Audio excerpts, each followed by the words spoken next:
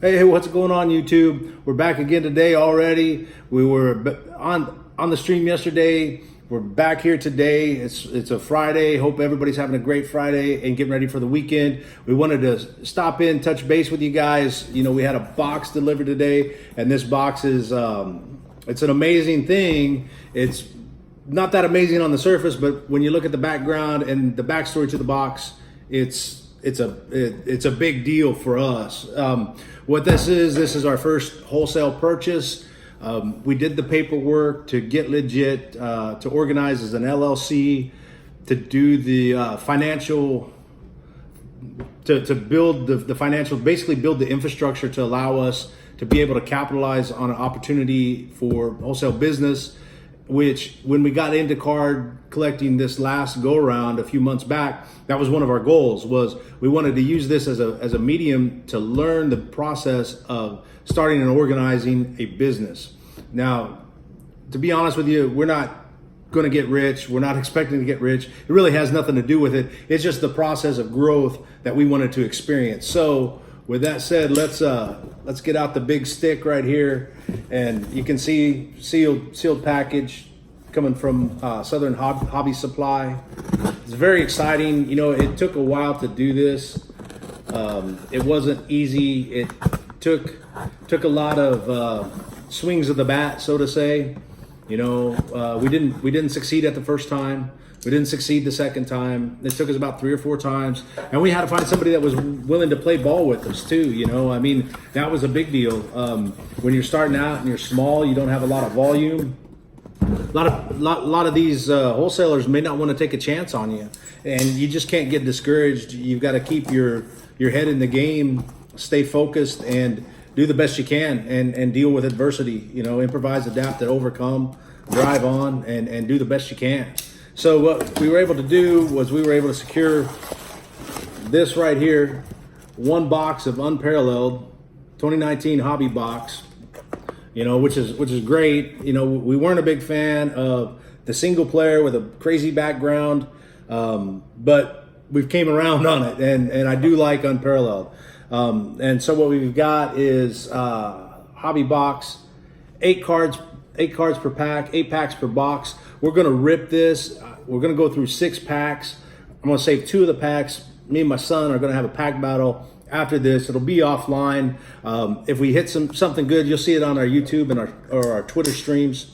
So, you know, check us out over there if you wanna see those last 2 packs, if there were any crazy hits. So without further ado, let's go into this and unwrap it and give it a rip. You know, I was real excited when the rep called and said, "Hey man, we were able to take care of you," you know, and although this was far short of our original order, nonetheless, man, we got into the game, man, and that's what was important. So, you know, the lesson learned there is, you know, keep trying, try your best, do the best you can.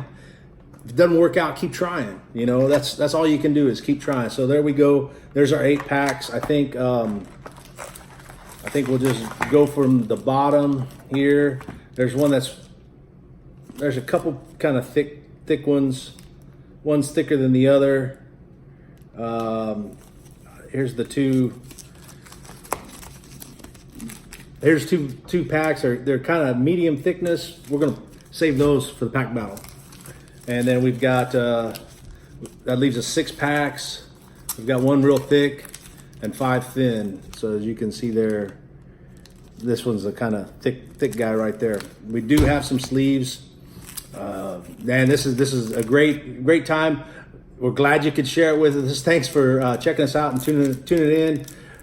We're gonna do the best we can to rip these rascals. And it's been a long time since we've opened a hobby box too. You know, last month, 6 weeks, we've really been focused on buying through and buying into breaks, and it's been a lot of fun. We've learned a lot, but you know, there's still something cool about opening your own box and ripping packs. So first out of the gate, we've got us a Darrell Henderson. Darrell Henderson is not numbered.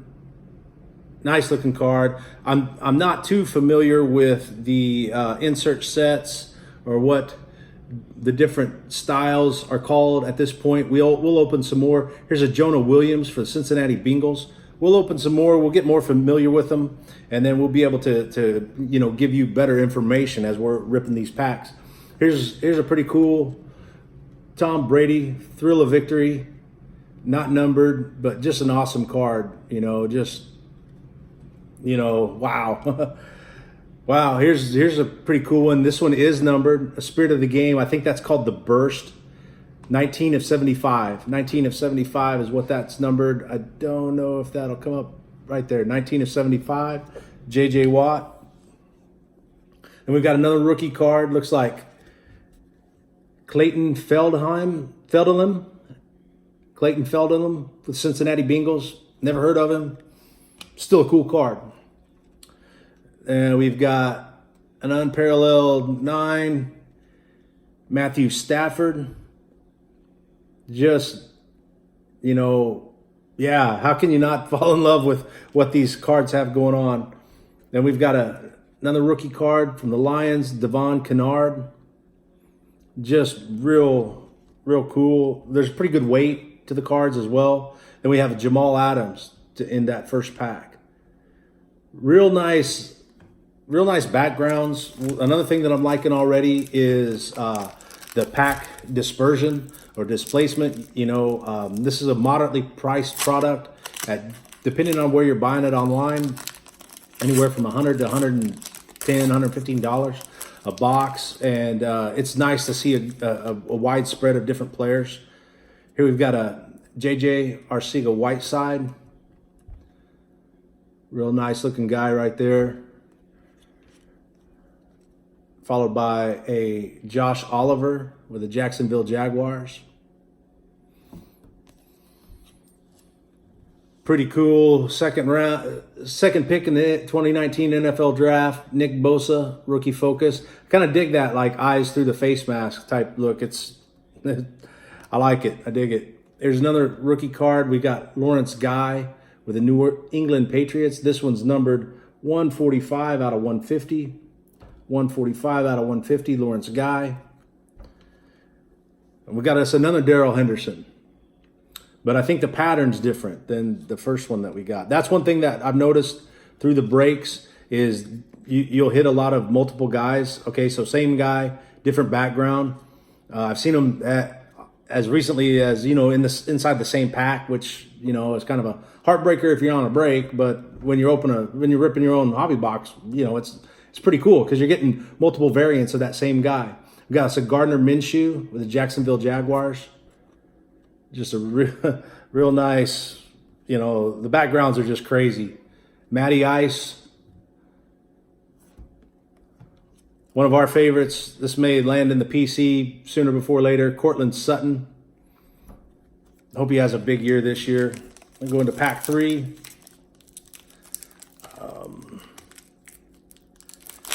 Give it a nice little tear there.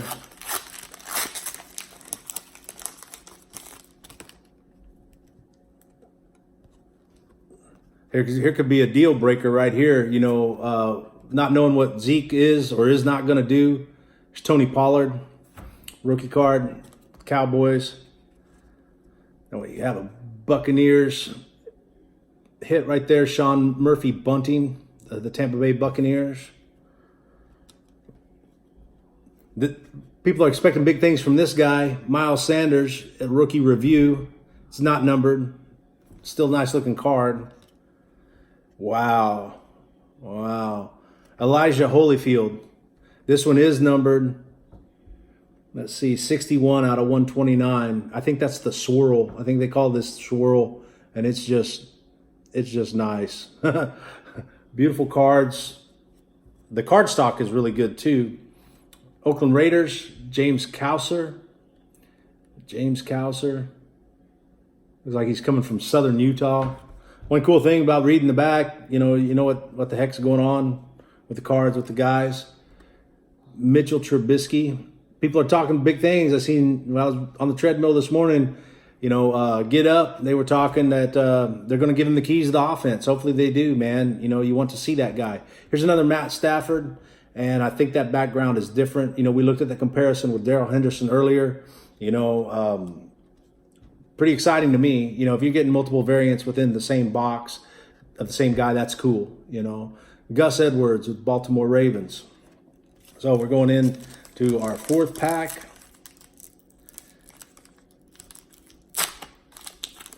And you know what? It is pretty exciting to be ripping a hobby box again. I mean, there's pluses and minuses to it, but nothing ever beats just ripping your own pack. It takes you kind of way back into the day or to the times where you first got into it, and this is all there was. Here's a Bryce Love rookie card, Washington Redskins. Then one of the cooler names coming out of the 2019 draft, Rock Ya-Sin. I believe he's a cornerback. That's a hell of a name for a cornerback. Rock Ya-Sin. Here's a cool insert that's in this year's set, the High Flyers. So what they got is it's the High Flyer, the background's crazy, and then they show you the vertical jump. This one's Devontae Adams coming in at 39.5 inches. Crazy hops right there.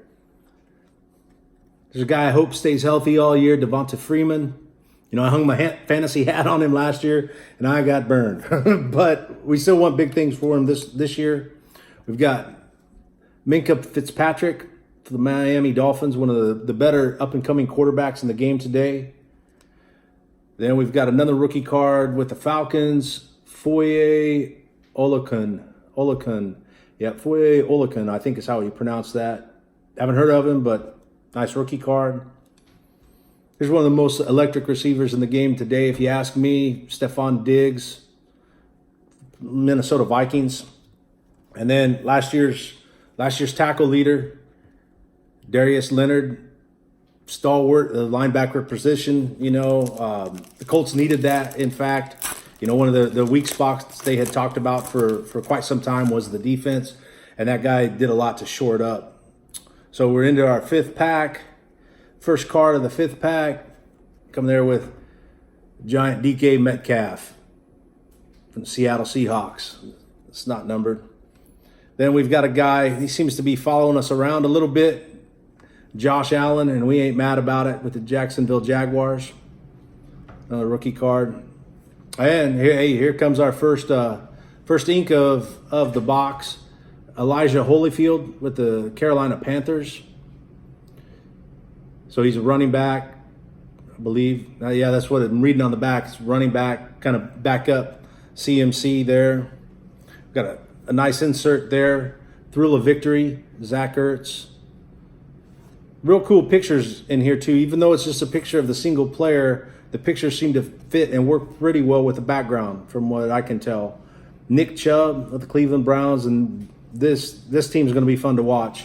I was reading a tweet earlier today.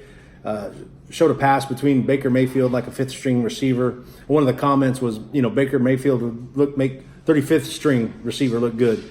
Here's a David Johnson for the Arizona Cardinals.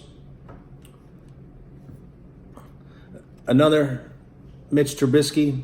So we're already able to put together like 2-player card lots, and if we've been talking about kind of selling cards and things like that, and that can be kind of an attractive package to put together. Then to finish up, pack 4, Ben Roethlisberger, or pack 5, our last card, pack 5, Big Ben.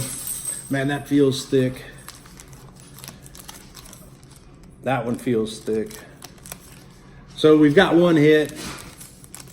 I'm going to save those thicker packs for the pack battle that we're going to have here in a few minutes.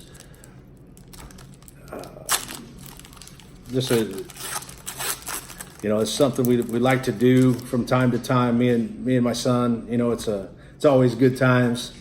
So here it is. We got another Gardner Minshew, another rookie card, Antoine Wesley, the Baltimore Ravens, and one of our favorite receivers in the game today, Adam Thielen, Spirit of the Game. It's not numbered, but still a nice card. Whoa. Here comes, I believe, another numbered insert. Tristan Hill of the Dallas Cowboys. And that's like starburst pattern, crazy looking pattern. 19 out of 75. 19 out of 75, Tristan Hill. Here we go with Nate Gary, with the Philadelphia Eagles. And then another Rock Ya-Sin. How cool is that? That background there. Real nice. Oh, wow. Wow, we got us I'm going to be real careful with this guy. Oh, and it's going to be cool. The first and the second, look at that die cut. Star Patrol, Star Factor Tom Brady, TB12. And if you look at the movement on that card, man, that's just wow. You know, they didn't make cards like this back in the 70s, I guarantee you. And then our last card of the pack rip, going into our pack battle, which is leaving us an auto and a mem card. So one of us in the pack battle is going to hit that RPA, but we're going to finish up with Tom Brady. All right, Tom Brady. Not sure what that insert or what that background is, but you know, back to back, we got a Tom Brady die cut Star Factor. That's probably, to me, I prefer this one over the auto hit. You know, that followed by this. On a product with this many cards, I don't mind seeing back to back, same player, same team, or anything like that. You know, some of the recent new releases were dispersed a lot different. So with that, there's our break. And as we've done for the past couple of videos, you know, we're going to talk a little bit about the sales and kind of give some tips and tricks that help us when we're putting our cards to the market, kind of share them with you guys. You know, as we always say, you know, this is not necessarily how to do it. It's just a method that works for us, and we want to be able to share that with you. If you have questions or you need some answers or just want some thoughts on how to do it. So one of the things, and this box can be a great example for this. So we want to determine what the cost of our cards may be, right? So we've got 8 cards, 8 packs, 8 cards per pack. That gives us a total of 64 cards. All right. So, you know, if I was to do the math, let's say for instance, this box costs $64, right? So then we're in at $1 a card.